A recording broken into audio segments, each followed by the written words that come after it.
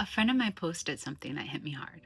She had been going along doing a piece of work, and an SVP messaged her and told her to do something different. So she pushed back because she wanted clarity, because she wanted to protect the work that she had done.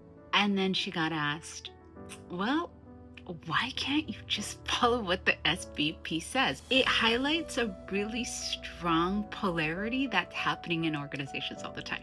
It's the difference between empowered individualism and principled hierarchy. It's not something simple like rebellion versus obedience, because they both want the same thing. They want a high functioning organization that feels good to work in, that just pops and it moves and it delivers great stuff. But the difference is they're looking at coherence at a different level. One, the empowered individualism is looking at coherence at the individual level, right? It's the creativity, the innovation, the do my own thing. There's a lot of liberation at the individual level. The principled hierarchy, though, is looking at coherence as the whole group.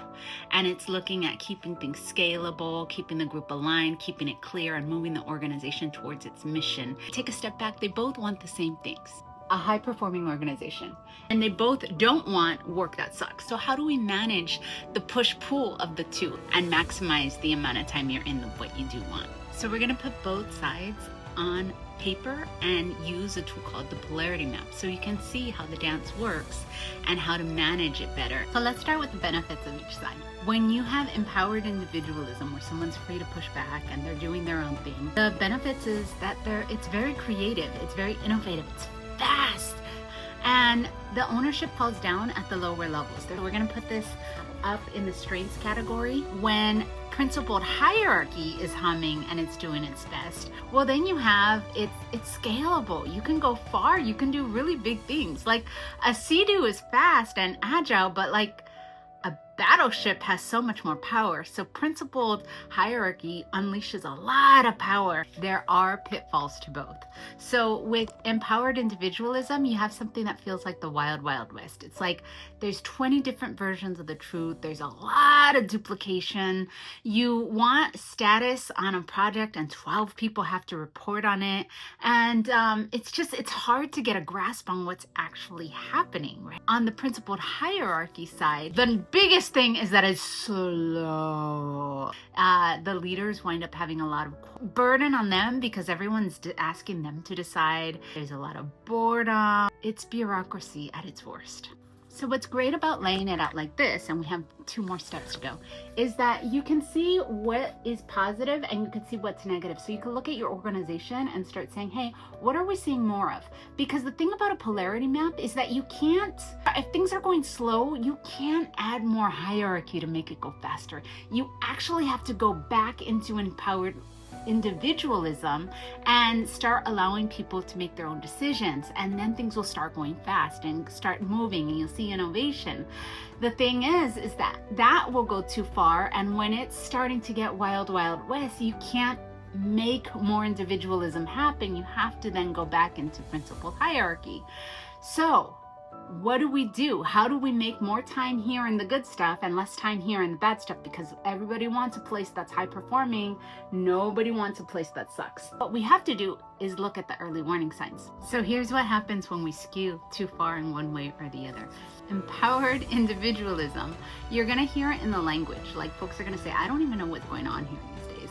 And you'll see a lot of like messaging fog because the data's, you can't get true data, and the message, everybody has a different version of the truth. You're going to start seeing that, and then you're going to see like there's too many deciders. Everybody has to have their say, and so nothing gets decided because there's 25 different deciders. There's this hero mentality. So some people get spotlit because they'll do this crazy last minute save, but we don't see all of the collaboration that was not done in the past that could have avoided the save.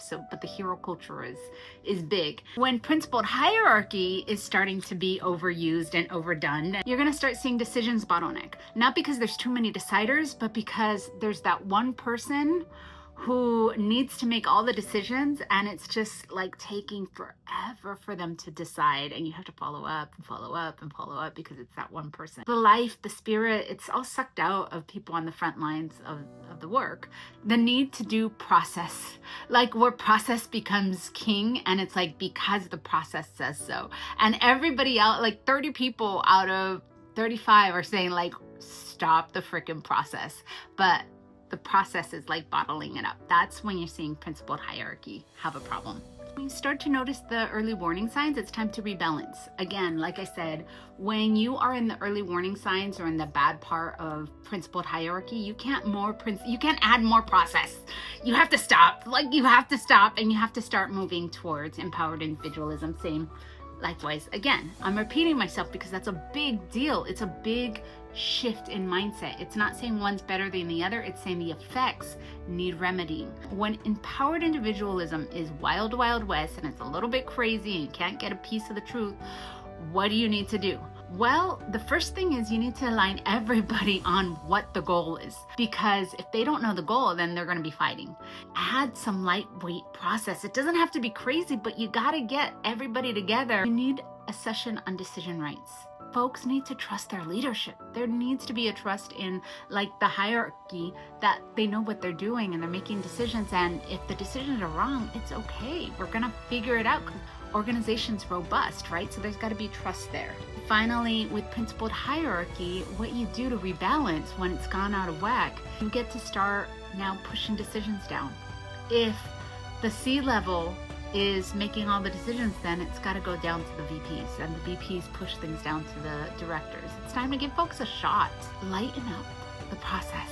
Trust your people, right? It's a lot of just like letting go of control. And one of the interesting things is leaders get to be honest, get to have a vulnerable moment and share that they don't know the outcome, and be vulnerable and like that they need to work with their team. That's just a beautiful way to start moving the pendulum back. When we name a polarity, it self-corrects. When we say, hey, we're a little too empowered right now, or when you say, hey, there's just too much process, it's a little too hierarchical, you can now all self-correct and have the tools, and you can make one of your own that's true to the heartbeat of your organization. But I wanted to give this because there's no right or wrong. Let's not fight against one approach or the other. Let's fight for the outcome and fight against what we don't want, which is a workplace that sucks.